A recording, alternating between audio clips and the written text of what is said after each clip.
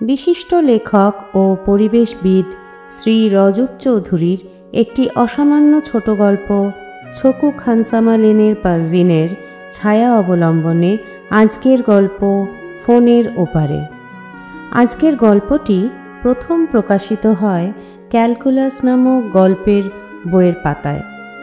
লেখক ইতিমধ্যেই জৈব প্রযুক্তি, নগরায়ন এবং জিন প্রকৌশলের মতো বিষয়গুলির আলোচক হিসেবে বিশেষ সুনাম অর্জন করেছেন। তাঁর লেখা সারভাইভ দ্য সেঞ্চুরি ভিডিও গেমেও স্থান পেয়েছে।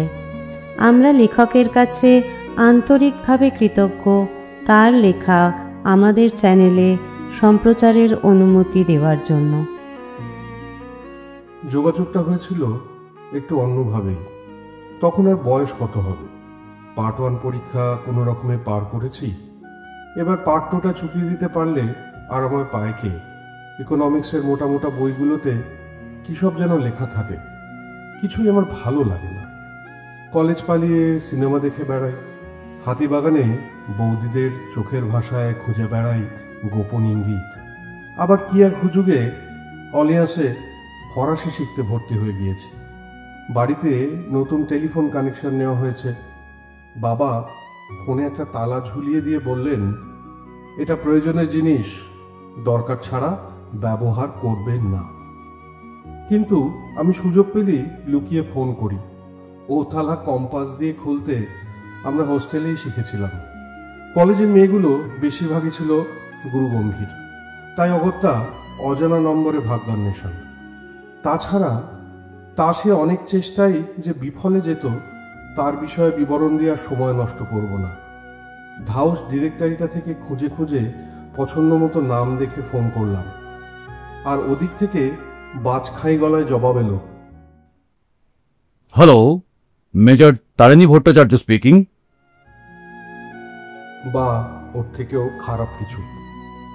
শেষে হতাশ হয়ে নিউমেরোলজির আশ্রয় নেব কিনা ভাবছি, তখনই হঠাৎ একদিন মাথায় একটা বুদ্ধি খেলে গেল। পুশ বাটন ফোনটার কিপ্যাডের দিকে চেয়ে চেয়ে নানা রকম সাংকেতিক চিহ্ন মনে আনতে লাগলাম। তার কোনোটা ম্যাকডোনাল্ডসের এর মতো, কোনোটা ইংরেজি ইউ, কোনোটা অ্যানার্কিস্টদের সে বিখ্যাত সার্কেল এ। ওই চিহ্নগুলোর লাইন বরাবর ফোনের কিপ্যাডের সংখ্যাগুলো সাজিয়ে বোতাম টেপা শুরু। ভাগ্যে যা লাগে। ইউ এর লাইন অনুযায়ী বোতাম টিপতে কোনোই লাভ হলো না, কারণ প্রথম সংখ্যা দুটো 1 আর তার নিচে 4, আর 14 নম্বর এক্সচেঞ্জ বলে কিছু তখন এ শহরে ছিল না, এখনো বোধহয় নেই। এভাবে আরো 2-4টে কল ফসকে গেল, 2-একটা গালিগালাজও খেয়ে গেলাম। এমতো অবস্থায় অ্যানার্কিস্টদের এই প্রতীকটা ভারী মনে ধরল। সংখ্যাগুলো ওই চিহ্ন রেখা বরাবর প্রথমে ও, তারপর এ একভাবে সাজিয়ে নিতে যে নম্বরটা তৈরি হলো, তাতে ডায়াল করতেই ওপার থেকে একটা নারী কণ্ঠ ভেসে এলো, হ্যালো, আমি পারভিন। চপল নারী কণ্ঠের জবাবটা শুনে পেটের ভেতর অনেকগুলো বীজ দাঁত কেউটে কিলবিল করে উঠল। কোনো রকমে নিজেকে সামলে বললাম, আমি অর্জুন। কাঁপা কাঁপা হাতে রিসিভার ধরে আছি। ওদিক থেকে সেই চটুল কণ্ঠে আমাকে সে বলল, এখন নয়, রাতে ফোন করো। আমার অবস্থাটা একবার কল্পনা করুন। এ যেন স্বপ্নে মরীচিকা হাতড়াতে হাতড়াতে মাঝ সমুদ্রে নিদ্রাভঙ্গ। দিনটা কিভাবে কাটলো তার না হয় নাই বললাম। আমার এক পাড়ার বন্ধু ছিল, সহদেব। কেমন কেমন নাম, চ্যাংড়া সার্কিটে ঠিক মানায় না। দেবু বলেই ডাকতো সকলে। দেবু টেলিফোন ভাগ্যান্বেষণে আমার পার্টনার। ভালো খবর টবর থাকলে আমরা ভাতৃস্নেহে একে অন্যকে দিতাম। মিল বাঁটকে করো কাম, আগে বড়েগা হিন্দুস্তান, এই গোছের ভাবনা নিয়ে এই ব্যবস্থা আর কি। সন্ধ্যাবেলা ক্লাবে গিয়ে দেবুকে পাকড়াও করলাম। আজ রাতটা তোকে আমাদের বাড়িতে থাকতেই হবে বলে ওকে সেই পেটের মধ্যে সাপ নাচানো কণ্ঠস্বরে কথা বলতেই সে হেসে বলল, আরে ভাই, তোর বৃহস্পতি এখন তুঙ্গে, মদন দেব মনে হচ্ছে তোর সঙ্গে, ওদের চটাসনি। আমার এখন শনির দশা চলছে, মদন জ্বালায় জ্বলে পুড়ে মরছি। এইটা কিছুদিন চলুক, তাতে কর্মের হিসেবটা আবার ঠিকঠাক হবে। আমাকে এখন ডাকিসনি ভাই, তাহলে আবার তোর সব ভেস্তে যাবে। দু একবার আপত্তি করলাম, কিন্তু সে আমাকে বুঝিয়ে সুঝিয়ে বাড়ি পাঠালো। টিউশনের স্যারের পয়সা চুরি করে একটা ছোট্ট রাম আগেই তুলে রেখেছিলাম। রাতে খাওয়া দাওয়ার পরে সবাই শুয়ে পড়তেই ঘরের ভেতর থেকে ছিটকিনি টেনে রামের পাইট আর একটা স্টিলের গ্লাস নিয়ে বিছানায় উঠে বসেছি। চুপচুপ করে কাঁচা ওলমং খাচ্ছি আর ঘড়ির কাঁটা দেখছি। 11:15 নাগাদ ফোনের বোতাম আবার সেই সার্কেল এ বরাবর টিপতেই ওপারের ঘন্টি বাজতে শুরু করল। কাঁপা হাতে রিসিভার ধরে ভাবছি কটা দিন হলে কেটে দেব। তখনই ওদিক থেকে ফোন তুলেই প্রশ্ন, কে? অর্জুন? আমি একটু অপ্রতিভ হয়ে শুধু বললাম, হ্যাঁ। সব ওপেনিং লাইন, মানে যেসব রেডিমেড উক্তি এসব কেসে কাজে আসে, শুরুত করে মগজ থেকে কেটে পড়ল। আর ব্রেনটা ভিনিগার বা ওই জাতীয় কোনো অম্ল পদার্থে ম্যারিনেট হয়ে ভোঁতা হয়ে উঠল। আসলে ভিনিগার বা টক দই নয়, টেস্টোস্টেরন। এই, তুমি কি রাতে ঘুমো না? অপর দিক থেকে বাক্যালাপ চালানোর উদ্যোগ দেখে আমি ওই হ্যাপি শক সামলে নেওয়ার সুযোগ পেয়ে গেলাম। ঘুম কাড়ার ব্যবস্থা তো সরকার, মানে ঈশ্বরই করে রেখেছেন। সরকার তো বেশ খোশ মেজাজের মানুষ মনে হচ্ছে। আই মিন ঈশ্বর, দুটো কি এক? কে যেন এক ঠান্ডা মাথা জার্মান দার্শনিক সেরকমটাই বলেছিলেন শুনেছি। আর আমরা তো তা হাড়ে হাড়ে টের পাচ্ছি। দুজনই অদৃশ্য, পরম শক্তিশালী, আর পাপ পুণ্যের বিভেদ খোঁজেন। দুপে গ্রাম গেলা হয়ে গেছে, আর কথা বলতে অসুবিধে হচ্ছে না। বুঝলাম। তা সিনটিন কিছু মানো না বুঝি? কি করে আলাদা করব বলো তো? কেউ তো ঠিক মতো বলতে পারলো না কোনটা কেমন দেখতে। মানে সিনের কি দাড়ি আছে, আর পুণ্যের মানে টিনের চোখে কি চশমা? আমার বুকের ভেতর নাম না জানা জিপসি বাজনা বেজে ওঠে। আজও সেই শব্দ তরঙ্গ কোনো এক না দেখা দেশ থেকে আমার কানে ভেসে আসছে। আমি জানি সিনের দাড়ি আছে না নেই, তোমাকে বলবো, তুমি শুনবে তো? বুঝতেই পারছেন চাঁদের টানে সমুদ্রের কি হাল। হুস হুস করে জল ঢুকছে, ঢুকে পড়ছে নদী নালা ফোনে। আর এ তো এমনি জোয়ার নয়, একেবারে সাঁড়াসাঁড়ি মাল। দুর্বার তার গতি, কত তার চূড়া স্রোত, কি বিচিত্র ঢং, মেজাজ, আহ্লাদ। রোজ রাতের ফোনালাপ বাড়তে থাকে। কত কিছু নিয়ে যে কথা হয় তার বলে শেষ করা যাবে না। কিছু আবার বেশ কান গরম করা কথাবার্তা, মানে নটি টক্স, সেসব এখানে বলা মুশকিল। ইউরোপ আমেরিকায় যদি টেলিফোন সঙ্গিনীদের বিজ্ঞাপন দেখে শ্রোতা ডায়াল ঘুরিয়ে থাকেন তবে খানিকটা বুঝতে সুবিধা হবে। মেয়েদের বয়স জিজ্ঞাসা করে ব্লান্ডার করার ছেলে আমি নই। তবে কথাবার্তা শুনে মনে হলো পারভিন বয়সে আমার থেকে খানিকটা বড়, মানে টমবয় কেস। বয়সের এই বিভেদ লক্ষ্য করতেই মদন জ্বালা আরো তীব্র হয়ে ওঠে। পারভিন বলল, শিয়ালদা স্টেশনের কাছে ছোকু খানসামা লেনে ওদের বাড়ি। ওরা ওর পাড়ায় বনেদি পরিবার, কয়েক পুরুষ ধরেই ওখানে বাস। আমরা তখন থাকি মানিকতলায় ভাড়া বাড়িতে। হেঁটে গেলেও শিয়ালদা এলাকা 20 মিনিটের বেশি লাগে না। এই সব নানা কারণে পারভিনের সঙ্গে দেখা করার ইচ্ছে প্রবল থেকে প্রবলতর হয়ে উঠল। ওর সাথে কত কি যে কথা হয়, সারাদিন ধরে সেসব ভাবি। এদিকে পার্ট 2 এসে যাচ্ছে, আবার একটা বেয়াড়া গরমও পড়েছে। সব মিলিয়ে যাকে বলে কিনা একেবারে প্রেশার কুকার সিচুয়েশন। কিন্তু পারভিন বারবার দেখা করার কথা এড়িয়ে যায়, বলে, তোমাকে আর একটু জেনে নিই তারপর। অথবা দেখা করলে যদি স্বপ্নভঙ্গ হয়, এই তো বেশ কথা বলা যাচ্ছে। মনকে একটা সুযোগ দাও না সৃষ্টি করার। জানো তো, মনে আঁকা পোর্ট্রেটটা আসলের থেকে কি ভীষণ আলাদা হয়। ইত্যাদি আরো নানান বাজে কথা। কিন্তু এসব দরকচা কথায় ভবি ভোলবার নয়। এ কথা ঠিকই যে আমি পারভিনকে মনে মনে একভাবে ভেবে নিয়েছি। সানসিল্কের বিজ্ঞাপনের মেয়েটার মতো কোমরের নিচ অবধি চুল, তামিল ছবির নায়িকাদের মতো গরম, চোখগুলো নিশ্চয়ই ঘন কালো, এক মিডনাইট ম্যাডনেস। কিন্তু তাতে কি এলো গেল? ওকে দেখার এবং ছোঁয়ার ইচ্ছে বাড়তেই থাকে।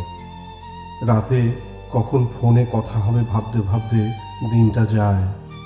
দিনগুলো কেমন অদ্ভুত চেহারা নেয় ক্রমে। সবকিছু যেন দূর থেকে দেখি মনে হয়। কি জানে, চোখ খারাপ হলো কি? সূর্যাস্তের পর কলকাতার আকাশে লাল, কমলা, গোলাপি, হলুদের বেদুইন ব্রাশ স্ট্রোক সত্যি যেন এক সুন্দর পৃথিবীর হাতছানি দিয়ে যায়। দিনের শুরুটা নতুন অত্যাচারের শুরু মনে না হয়ে যেন নতুন সৃষ্টির প্রতিশ্রুতিতে ভরে থাকে। আমাদের ভাঙাচোরা, তোবড়ানো, টাল খাওয়া শহরটা যেন নিজেই নিজেকে মেরামত করে নিচ্ছে মনে হয়। এই কি তবে ইউটোপিয়া? এরই মধ্যে একদিন রাতে হইচই করে মেঘ টেক ডেকে বৃষ্টি নামল। বে অফ বেঙ্গলের বুকে চাপানোতরে যেরকম সাইক্লোনিক আবহাওয়া হয়, ঠিক সেই রকম। বরুণদেবকে জলি মুডে দেখে আমিও কাজে নেমে পড়লাম। পারভিনকে বেশ জোরের সঙ্গে বলে ফেললাম, কাল দেখা না হলে আর কোনোদিন দেখা হবে না। ভাবটা এমন যে আমার কিছু যায় আসে না। আসলে ভরসাটা ছিল ওই বর্ষার রাতটার উপর। ও আজ কি করে আমাকে না বলে দেখি। তুমি বড় ছেলে মানুষ, কিন্তু দিনে আমায় দেখে তোমার ভালো লাগবে না। কাল সন্ধ্যায় হয়তো। আর হয়তো কি? আমি ঢক করে আধ পেগ রাম গলায় ঢেলে বললাম, ওকে 6টার সময় কফি হাউসের দোতলায়। মদের ঘরে ও পুরো কথাটা ঠিক শুনিনি। শুনলে হয়তো পরের ঘটনাগুলোর জন্য খানিকটা প্রস্তুত থাকা যেত। অবশ্য পরে যা ঘটল তার জন্য আদৌ প্রস্তুতি নেওয়া সম্ভব কিনা তা বলা সহজ ব্যাপার নয়। কিছুক্ষণ আবার চুপ করে থেকে সে বলল, না, তা হয় না, ওখানে নয়। কেন? কফি হাউসে আবার কি অসুবিধা? পুরনো বয়ফ্রেন্ড আড্ডা মারতে আসে নাকি? কোনো উত্তর নেই। কি হলো জিজ্ঞাসা করাতে সে বলল, না, ওভাবে দেখা করতে বলো না। তুমি এক জায়গায় এসো, আমিও ওখানে থাকবো। মানে তোমার সঙ্গে দেখা হবে না? এ আবার কি? এখনই বলো না দেখা করতে, একটু অসুবিধা হচ্ছে। প্রথম দিনটা দুজনে এক জায়গায় যাই, দেখি তুমি আমায় চিনতে পারো কি না। পরে কখনো না হয়। ওকে এই অদ্ভুত আয়োজনের থেকে কিছুতেই টলানো গেল না। শেষে আমি ওই প্রস্তাবে রাজিও হয়ে গেলাম। কলেজের যে 2-4টে ছেলে ডেট ফেটে যেত, তাদের তো এই কথা বলাই যাবে না, শুনলে ঠাট্টা করবে। এমনকি দেবুর কাছেও ব্যাপারটা চেপে যেতে হলো। তখন গ্লোব সিনেমায় একটা হলিউড রোম্যান্স চলছিল, ব্রুক শিল্ডস তার নায়িকা। সেই ছবিটা আমরা দেখব ঠিক হলো ইভিনিং শোতে। তবে শর্ত ওই, দেখা হওয়ার কোনো চান্স নেই। পরদিন তাড়াতাড়ি টিকিট কেটে দাঁড়িয়ে রইলাম কাউন্টার ঘেঁষে। কলেজের ছেলে মেয়েদের এন্তা ভিড়। কিছু বয়স্ক লোকজনও এসে পড়েছেন ব্রুক শিল্ডসকে দেখতে। কিন্তু আমার কল্পনার পারভিনকে সে ভিড়ে খুঁজে পেলাম না। শো শেষ হতে মনমরা হয়ে ট্রাম ধরলাম। সন্ধ্যার কলকাতার আলো ছায়া, ট্রামের ঘুম পাড়ানো ঝাঁকুনি আর পুরনো রাস্তাগুলোয় জমে থাকা তালপাটালির ক্ষীরের মতো ঘন মায়া মনটাকে একটু হালকা করল। 2 প্যাকেট চারমিনার কিনে বাড়ি ঢুকলাম রাত 10টায়। এই, তুমি তো বলনি তুমি সিগারেট খাও। পারভিন রাতে কথা বলল। সত্যি তো? সে জানলো কি করে? জিজ্ঞাসা করলাম। কেন? তুমি সিনেমা হলের সামনে দাঁড়িয়ে অতগুলো সিগারেট খেলে, আবার ইন্টারভ্যালে বেরোলে, তখনও সিগারেট খেয়ে এলে নিশ্চয়ই। আমি এবার সত্যি একটু অবাক হলাম। ও তবে এসেছিল, কিন্তু আমি ওকে চিনতে পারলাম না। নিজের ওপর রাগও হলো। তবুও যাচাই করার জন্য জিজ্ঞাসা করি, আমি কী রঙের জামা পরেছিলাম, ব্রুক শিল্ডসের ছবির নাম কি ছিল ইত্যাদি। সবই সে ঠিকঠাক জবাব দেয়। আমি তো তোমার পিছনের রোতেই বসেছিলাম, তুমি তো আমায় চিনতেই পারলে না। তার গলায় এবার যেন নালিশের সুর। হ্যাঁ, কেন যে পারলাম না কে জানে, কিন্তু এভাবে চলবে না। তুমি আমার সাথে এবার সাধারণ লোকেরা যেভাবে দেখা করে সেভাবে দেখা করবে প্লিজ। আমি আর কিছু শুনবো না। কে বলল আমি সাধারণ? তুমি কেন ভেবে নাও না অন্য কিছু? তুমি যে আমার এত কাছে এসে বসলে, ছবিটা দেখলে, ওতেই আমার আত্মার তৃপ্তি। চারমিনারের ধোঁয়া এখনো আমার সারা শরীরকে জড়িয়ে রয়েছে। এখনো তুমি এখানেই আছো। কিন্তু এতে তো আর চলে না। আমার মাথাটা ক্রমে খারাপ হয়ে যেতে থাকে। দেবুকে একদিন ঘটনাগুলো বলেই ফেললাম। বেজায় গন্ডগোলের কেস, এটাই ভিড়িসনি মামা। কিন্তু আমার রক্তে তখন খ্যাপা হাওয়া লেগেছে। এই ঝোড়ো বাতাসকে কিছুতেই দমানো যায় না। ওদিকে পারভিনকে কিছুতেই রাজি করাতে পারছি না। সে আসে কিন্তু দেখা দেয় না, লুকিয়ে দেখে। আমি তাকে খুঁজে পাই না। এরকম আরও 2-3 বার সিনেমা আর একবার তারামণ্ডলে যাওয়া হলো। ক্রমে সেই ঝোড়ো হাওয়া বালি ঝড়ে পরিণত হয়। সেই ভয়ানক খামসিন ঝড়ে চোখে মুখে বালি ঢুকে যাচ্ছে। কিছুই দেখা যায় না, নিঃশ্বাস বন্ধ হয়ে আসছে। চারপাশের অন্ধকার ক্রমশ গাঢ় হতে থাকছে।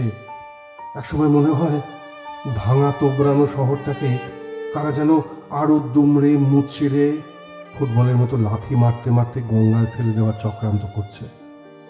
অনেক পীড়াপিড়ি অনুনয় বিনয় করে একদিন একটা মাঝামাঝি ব্যবস্থায় এসে দাঁড়ানো গেল। পারভিন রাজি হলো আমার সামনে আসতে। কিন্তু এবার আবার অন্য প্যাঁচ, কথা বলা বারণ।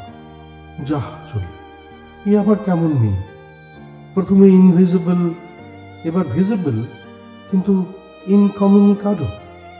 যাই হোক, এই নির্বাক ডেটের ভেন্যু ঠিক হলো মির্জাপুর স্ট্রিটের এক পুরনো জল খাবার জায়গা, ফেভারিট কেবিন। ঠিক দুপুর 12টায় অ্যাপয়েন্টমেন্ট, মানে বাতাসের সঙ্গে। এ সময় ওই জায়গাটা খালিই থাকে। আর পারভিনের পাড়ার দোকান বলে সে আগেই আমাকে বলে দিল কোথায় বসতে হবে। আমি ঠিক 12টায় ঢুকে সামনের ডান দিকের একটা টেবিলে বসবো। নির্বাক চিত্রের হিরোইন সোজা 12টায় এসে 4 নম্বর টেবিলে বসে চা খাবেন। ব্যাস কাট। না দেখা দেশের সেই নাম না জানা জিপসি বাজনা যদি শুনে থাকেন, তাহলে অনুমান করতে পারবেন যে ছোঁড়াটা ঠিক পাগলামি করছিল না অবসেসড হয়ে পড়েছিল। আমি ফেভারিট কেবিনের সামনের দিকের একটা টেবিলে 4 প্যাটিস নিয়ে বসলাম। পুরোনো দিনের ভারী মার্বেল টপড টেবিল। বসেই মনটা ভালো হয়ে যায়। 2-3টে লোক পিছনের দিকটায় বসে আড্ডা মারছে। বাকি দোকানটা ফাঁকা। মির্জাপুর স্ট্রিট দিয়ে ঘর ঘর করে ট্রামগুলো ছুটে চলেছে কলেজ স্ট্রিট আর রাজাবাজারের দিকে। আমি এসব দেখেও দেখছি না, চোখ ঘড়ির দিকে। দেওয়াল ঘড়িটায় 12:15 বাজতেই টুকটুকে ফর্সা একটা মেয়ে দোকানটায় ঢুকে এদিক ওদিক দেখে 4 নম্বর টেবিলে গিয়ে বসল। স্ট্রবেরি আইসক্রিমের মতো গায়ের রং, চুলটা খানিক 40-এর দশকের হলিউড স্টাইলে কাটা। সুন্দর চিকনের কাজ করা একটা সালোয়ার কামিজ পরেছে, গাঢ় নীল রঙের। চুলে হালকা মেহেন্দির আভাস, নাকি ন্যাচারাল ব্রাউন বোঝা যায় না। ও দোকানে ঢুকতেই নার্গিস আতরের সুন্দর গন্ধে দোকানটা যেন ভরে উঠল। সবাই ঘুরে দেখল ওকে।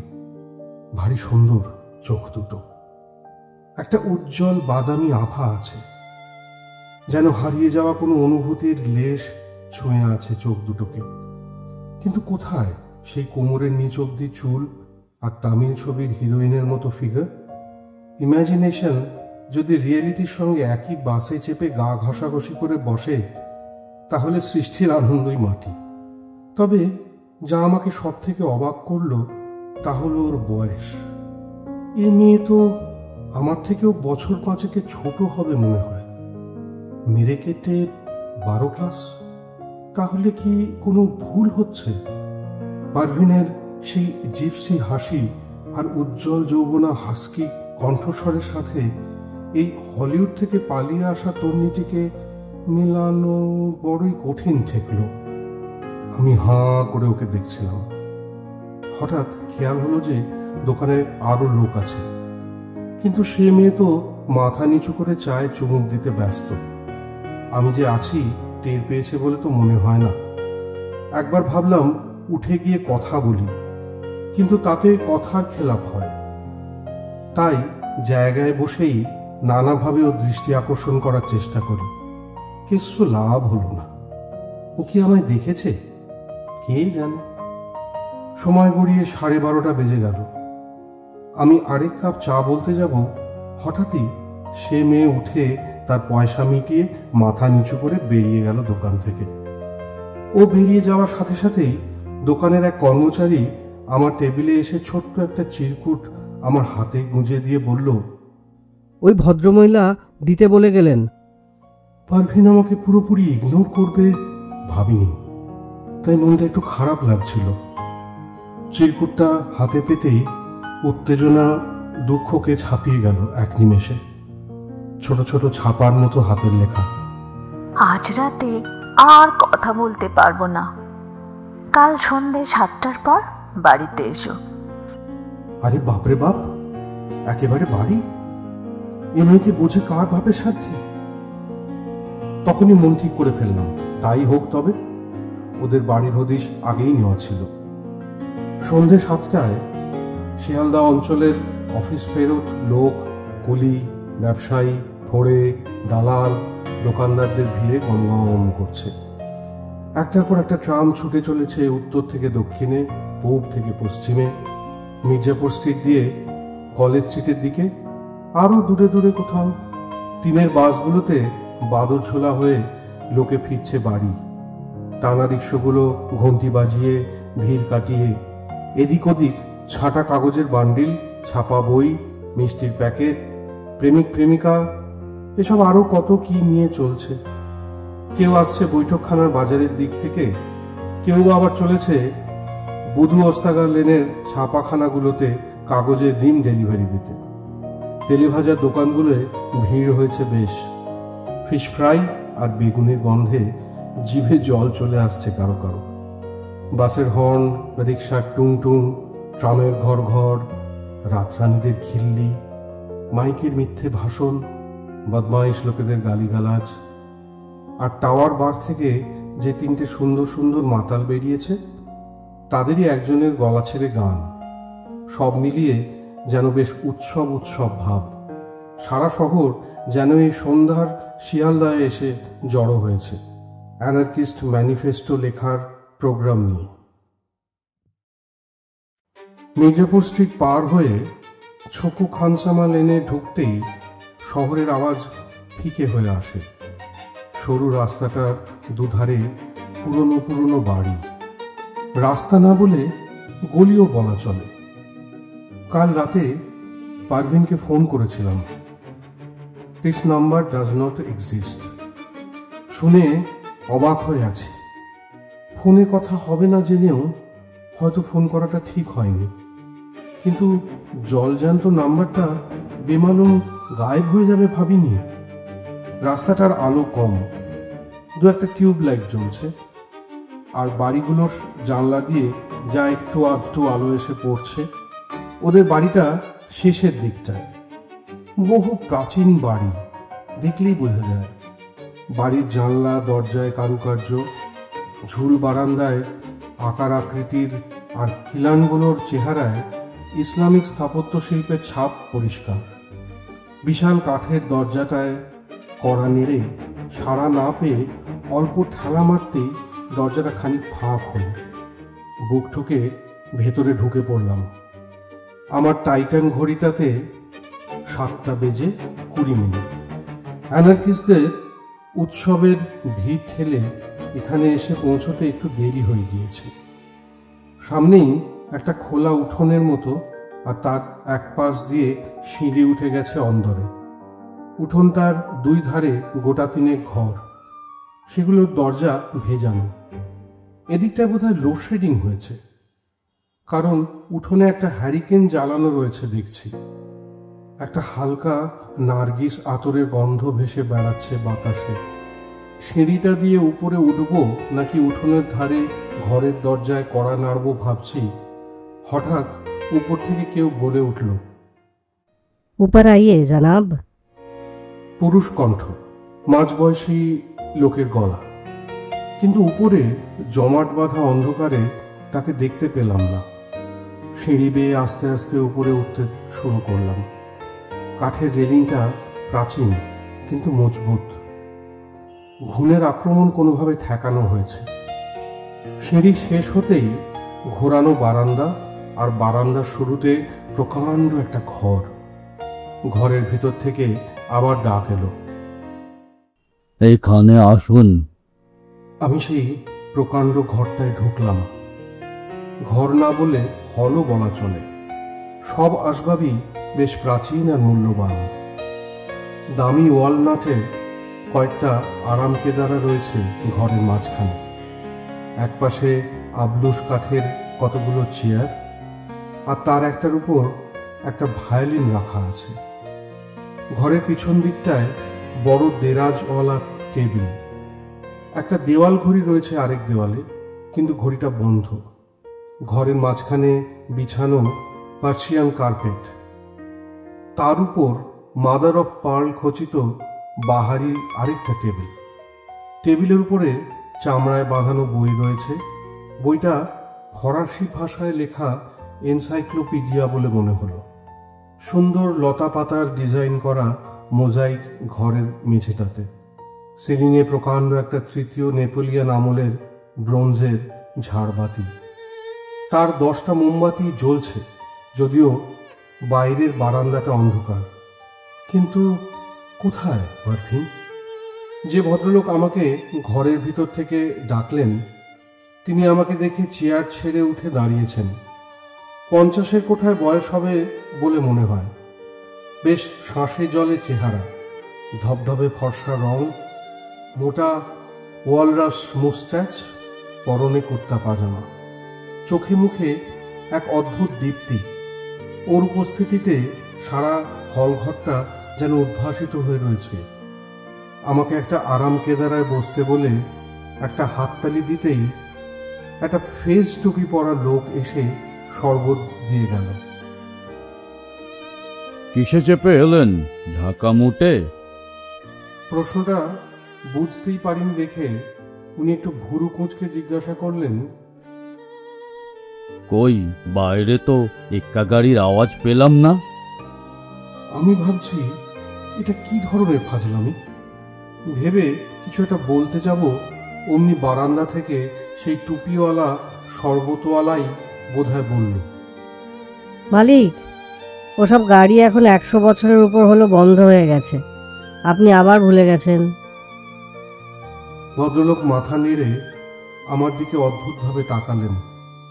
আমি এমনিতে খুব একটা ভয় টয় পাই না, কিন্তু হঠাৎ বুকের ভেতরটা ঠান্ডা হয়ে গেল।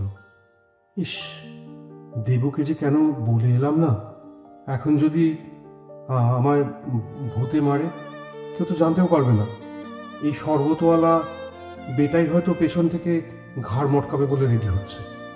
ভদ্রলোক যেন আমার মনের কথা সব পড়ে নিয়ে বললেন, ভয় পাবেন না, আমরা মানুষ খেকো নই। তবে আবার যেন কোথায় হারিয়ে যান তিনি। আমি এবার সাহস করে বলে ফেললাম, আচ্ছা, একটা কথা জিজ্ঞাসা করার ছিল, মানে পারভিন কি এ বাড়িতে থাকে? ওর গলার স্বর এবার একটু ভারাক্রান্ত শোনালো। আস্তে আস্তে বললেন, না, ও তো প্লেগে মারা গেল। তা আজ কত বয়স হয়ে গেল হিসাব রাখি না। আমি এই বুড়ো ভাম সময়ের জাঁতাকলে কিভাবে যে স্লিপ করে বেরিয়ে আসলাম, তা সেই ইউরোপিয়ান কাউন্টি বলতে পারবেন। আমি কথার খেই ধরার আগেই ভদ্রলোক বলতে লাগলেন,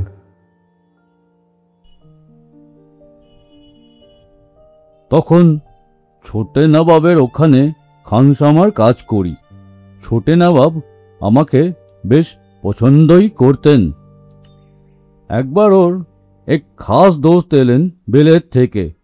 সেই সাহেব আমার মটন রেজালার ইতনা তারিফ করলেন দেখে ছোটে নবাব হুকুম করলেন আমি এবার থেকে যেন সাহেবের সঙ্গে সঙ্গে থাকি। আমার বয়স তখন কত, এই আজ যেরকম দেখছেন এরকমই 50 কি 55। তা যাই হোক, সে সাহেবের সঙ্গে গেলাম দক্ষিণে।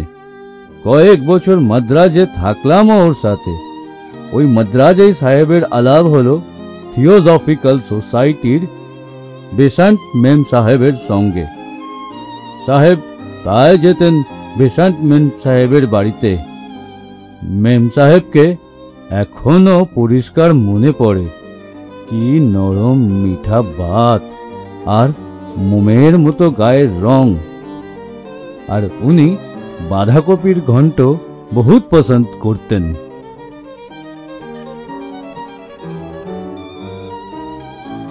আমার না কেমন অদ্ভুত লাগতে লাগলো।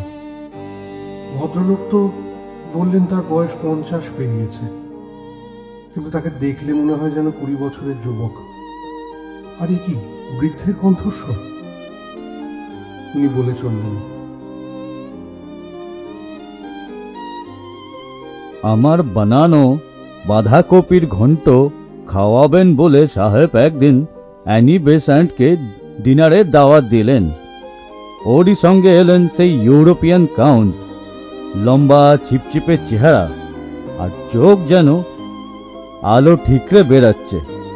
আমি পাকালামও মেহমানদের জন্য কত কিছু, বাঁধাকপির ঘন্ট, মটন রেজালা, হায়দ্রাবাদি বিরিয়ানি, কাকড়ি কাবাব, আরো কত কি। সবাই খেলেন খুব তৃপ্তি করে, কিন্তু সেই কাউন্ট সাহেব কিছু ছুঁয়েও দেখলেন না। আমি তো প্রমাদ গুনলাম, বুঝলাম ওর এসব রান্না পছন্দ হয়নি। আমার অস্বস্তি দেখে কাউন্ট সাহেব আমাকে ডেকে এক বাত বললেন। সে আর আপনাকে কি করে বোঝাবো? আমার সাহেব বোধহয় আগেই জানতেন এইসব। বেসান্ট মেম সাহেব বারণ করলেন সেই কাউন্টকে আমার ওসব কথা বলতে, কিন্তু তখন তো বাত শুরু হয়ে গেছে। কিন্তু ওসব কথা একবার শুনলে কার না আরও জানবার কৌতূহল হবে। ওয়াক্তকে নিজের মুঠির মধ্যে এইভাবে কয়েদ করা যায়? শুনেছেন কখনো? ভদ্রলোক নিজের হাত দুটো মুঠো করে আমার সামনে ধরলেন। শিশুর মতো মসৃণ হাতের চামড়া, যে কোনো বিজ্ঞাপনের মডেলকে হার মানাবে। আমার মুখ দিয়ে কথা বেরোয় না। এক চুমুক শরবত খেয়ে গ্লাসটা আবার রেখে দিই টেবিলে। হাবার মতো তাকিয়ে থাকি সেই অদ্ভুত লোকটার দিকে। উনি বলে চলেন, ব্যাস আমিও পড়ে গেলাম সেই ফাঁদে। খানা পিনা পকওয়ানা সব বন্ধ করে দিয়ে কাউন্ট সাহেবের কথা মতো জিন্দেগি বিতাতে শুরু করলাম। খিদে পেলে জই সেদ্ধ করে খাই আর নানা রকম কসরত করি। ভুখ भी একদিন জব্দ হলো। কাউন্ট তো চলে গেলেন সেরাতে, কিন্তু যাওয়ার আগে শুনিয়ে গেলেন অদ্ভুত সব গল্প। সেসব আম আদমি শুনলে ওটাকে ঝুটা বা বুজরুক বলবে। আমিও তো প্রথমে ওকে ঠক ভেবেছিলাম, লেকিন আজ তো আর তা ভাবার উপায় নাই। তারপরে ওর সঙ্গে কিতনাবার মুলাকাত হলো। ওই আপনি যে চেয়ারটায় বসে আছেন ওটাতেই এসে বসেন। কত কথা শোনান নানা দেশের নানা মানুষের। তবে ওর কথা এখন থাক, আপনি পারভিনের দোস্ত হলেন তাই আরও কিস্সা শোনাবো ভাবছিলাম, কিন্তু আপনার বয়স অল্প, এসব না জানাই ভালো। কাউন্টের নাম আপনাকে বলিনি আর আমাকে জিজ্ঞাসাও করবেন না। এতখানি এক নাগারে বলে ভদ্রলোক যেন একটু অন্যমনস্ক হয়ে পড়লেন। শরবতওয়ালা কোথা থেকে এসে ওর মাথাটা টিপতে শুরু করলো। উনি আবার বলতে লাগলেন, হ্যাঁ, এসব করতে গিয়ে কত কিছু হারিয়ে গেল। মেয়েটা চলে গেল কম বয়সে, তাও তো 100 সালের উপর হবে। ওয়াক্ত আমাকে আর খেতে পারে না। তখন তো এ পাড়ায় হাতে গোনা কটা মকান। এই আমাদের বাড়িটা, ওই গির্জা, আর এদিকটায় কাসিম বাজারের রাজাদের বাড়ি। এছাড়া ছোট বড় আর কটা ঘর। রাস্তায় তখন কত ঘোড়া গাড়ি। বিটিয়া ঘোড় সাওয়ারি শিখবে বলে বায়না ধরল। কত ঝামেলা করে কলিন সাহেবের কাছে পাঠালাম ঘোড়ার তালিম নিতে। আর সঙ্গদের তামাশা দেখতে ভালোবাসত বিটিয়া, কিন্তু ওকে তো আমার কাছে রাখতে পারলাম না। আমি মাদ্রাজে থাকতেই লেগে খেলো বিটিয়াকে। কোথায় চলে গেল সব চেনা লোক। এখন এই মকান আমার আস্তানা। যতদিন না ইসরাফিলের সিঙা বাজবে এখানেই থাকবো। কিন্তু সেও কি ছাই আমি শুনতে পাবো? এই যে নকর, এও তো 100 সাল পার করলো। ওই এখন আমার কাজ করে। আমি কিতাব পড়ি, ভায়োলিন বাজাই, তবে একে একে সব পাঠ খতম হয়ে যায়। দিন আর ফুরোয় না। একটাই দিন যেন বেড়ে চলেছে। ওয়াক্তের অন্ধেরায় ছলাং লাগিয়েছি, পায়ের নিচে জমিন আর পাই না। মোমবাতির আলো ভরা সেই বিশাল হল ঘরটায় বসে এসব বলে চলেন ওই ভদ্রলোক। গলা স্বরেও যেন এক সম্মোহনী জাদু। কত কি শুনি, সাহেবরা দেশ ছেড়েছে, এখন স্বাধীন রাষ্ট্র হয়েছে ভারতবর্ষ। খুব ভালো কথা, তা রাখতে পারবেন তো? বিজলির আলোর কথাও পড়েছি, সূরজের মতো রোশনাই নাকি তাতে। আর মাটির নিচ দিয়ে রেল চলছে তাও শুনলাম, কিন্তু আমি সব কথা বিশ্বাস করি না। আর সত্যি হলেই বাকি, আমারও সব দেখার শখ নেই। वक्त दोनों पहिया में एक ही रकम अंधेरा से আপনি আগে যান আর আমি পিছে, বিজলি জ্বালান আর মোমবাতি। বিটিয়া চলে যাওয়ার পর আর নতুন কিছু দেখার উৎসাহ রইল না। দেখুন না এই দেরাজের ওপরে ছবিটা, ওটা আমার এক দোস্ত এঁকে দিল। কি মিষ্টি বিটিয়া ছিল আমার। তবে ওই কাউন্ট যদি এবার আসে ওকে বলবো একবার পিছে जाने का रास्ता बतला दीजिए, বিটিয়াকে দেখে আসি। আমি দেরাজের টেবিলের উপর একবার চোখ তুললাম।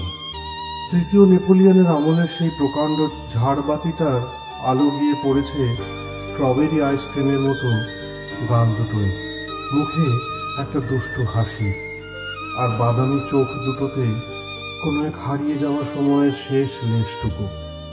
মনটা ভীষণ খারাপ হয়ে গেল। আমি সেই মানুষটাকে বিদায় জানিয়ে ওঠার উদ্যোগ করলাম। ওকে ডাকবেন না, ওর তাতে কষ্ট হয়। আমি মাথা নাড়লাম, হাত তুলে বিদায় জানিয়ে তত্তর করে নেমে গেলাম সিঁড়ি দিয়ে।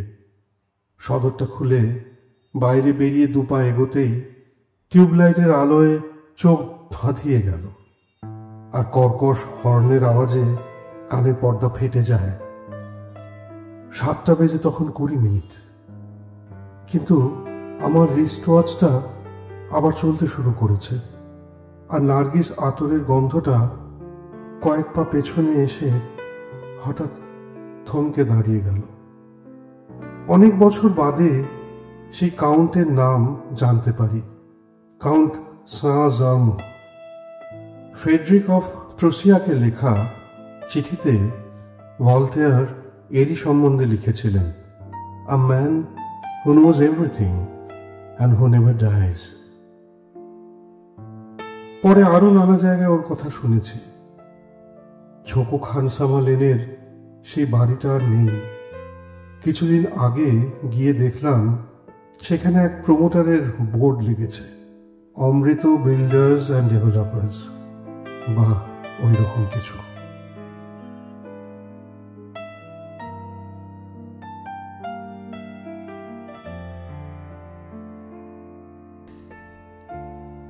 গল্পটি আপনাদের কেমন লাগলো প্লিজ জানাবেন কমেন্ট করে। আর প্রতিবারের মতোই একটাই রিকোয়েস্ট, চ্যানেলটি সাবস্ক্রাইব এখনও যদি না করে থাকেন, গল্পে লাইক দিয়ে সাবস্ক্রাইবটা করে দেবেন প্লিজ। আর পাশের বেল আইকনটি প্রেস করতে ভুলবেন না যেন। ইচ্ছে যখন গল্প তখন, শুনতে থাকুন, শোনাতে থাকুন গল্প যখন তখন।